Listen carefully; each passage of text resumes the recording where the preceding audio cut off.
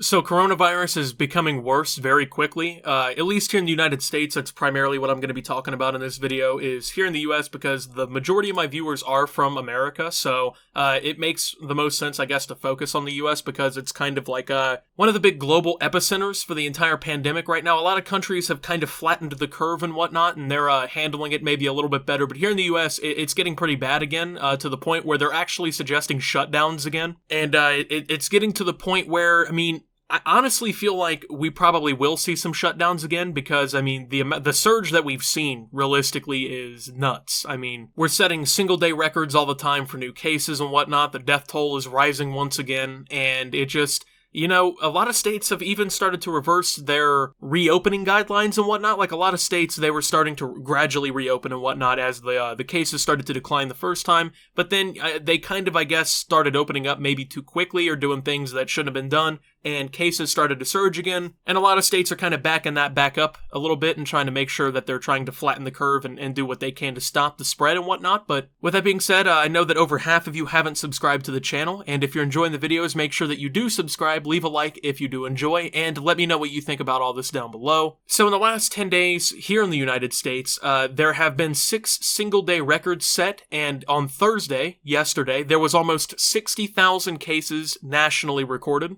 Cases in the United States military have more than doubled in about a month or so, and it's still pretty much just a massive issue that is just kind of, I guess, running away from us at this point. There's been a lot of testing sites that are like walk up and free and whatnot to try and, I guess, figure out new cases and whatnot, but a lot of places are starting to report issues with testing and things like that. They're either running out of tests or they're not really efficient enough or whatever the problem may be. Now, some of the country's states have seen just insane surges, one of them being Florida, which is one of the biggest states here in the US. The Florida is basically becoming one of the new epicenters of the pandemic. And then in a state like Texas, they just announced 119 people died on Wednesday, which was actually a daily record for deaths. And the previous record before that was literally set the day before. And in Arizona, more than 200 people have been announced dead already this week. Other states that have set single-day death records this week have been Alabama, Mississippi, Florida, and Tennessee. Now, the 7-day death average here in the U.S. reached 608 on Thursday. It was 471 earlier in July, but in mid-April, it was 2,200, so it's not like we're at the worst that we've ever seen when it comes down to all this. When it comes to the single-day new cases, we're getting up there. It's becoming the biggest problem that we've had yet, but so far, death average is still lower than it was, but it is starting to rise again, so that might not be true for very long. Now, to be fair, and this, I guess, is to caution everybody here, health experts are saying that it's still too early to predict like a continuing trend because there's only really been a few days of data, and you need more data than that to kind of, I guess,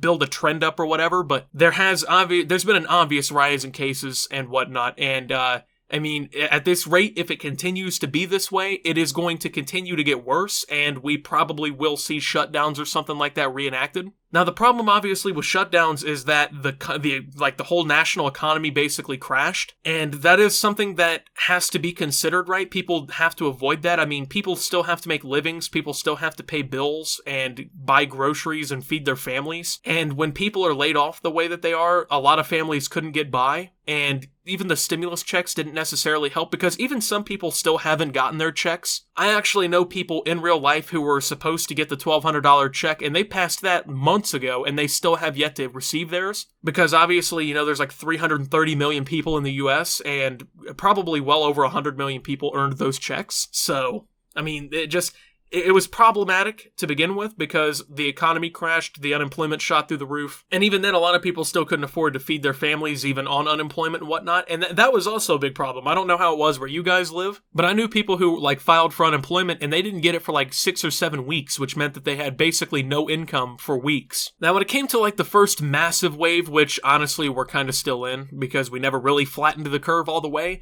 the first major peak, I should say, in this entire thing, which started around, you know, late March, early April and whatnot, that was kind of handled by a lot of the stay-at-home orders. Like, it started to slow down and curve, and it curved all the way down through until, like, around June-ish, when states started to reopen everything, and people were out on the beaches by the thousands with no masks on, and people were going to packed-in concerts with no masks, you know, high-fiving and being literally shoulder-to-shoulder in there. And things like that have definitely contributed to the pandemic a lot, and, I mean, it just, people, I guess, aren't taking it seriously enough, might might be part of the problem here, because we are seeing people who refuse to wear masks, who, they don't want to do any social distancing guidelines and whatnot. Now, I went out yesterday for a couple hours with a mask on, of course, and I was shopping. Pretty much every single store is mandating that you have to wear a mask at this point, and they have someone at the door to maintain how many people are going in and out. That's here in Ohio. I don't know how it is in the rest of the country or anything, how that's being handled, but yeah, here in Ohio,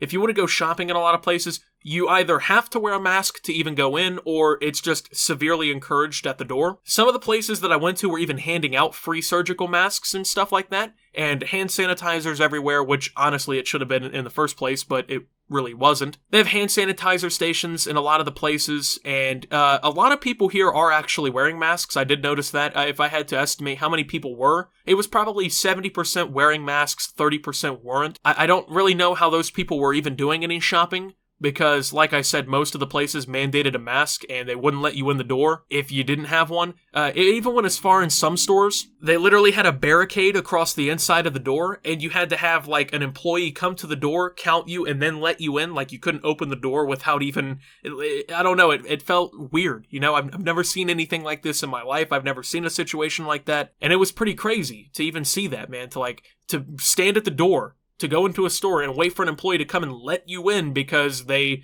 don't want people just walking in without masks and stuff, man. It's definitely been hard. It's not fun. I don't think anyone's like, yes, I enjoy wearing the mask.